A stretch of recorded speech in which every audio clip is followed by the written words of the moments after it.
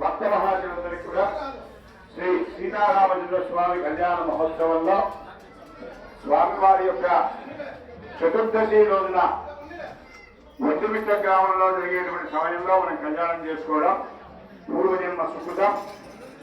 స్వామివారి కళ్యాణ మహోత్సవంలో స్వామివారికి రెండు పక్కన చేస్తాం. స్వామివారికి విశేషమైన అనేక కార్యక్రమాలు జరుగుతూ ఉంటాయి.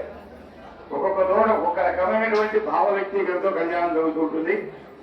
ఈ రోజు మనకు జరిగిన కళ్యాణం భక్తిపూర్వక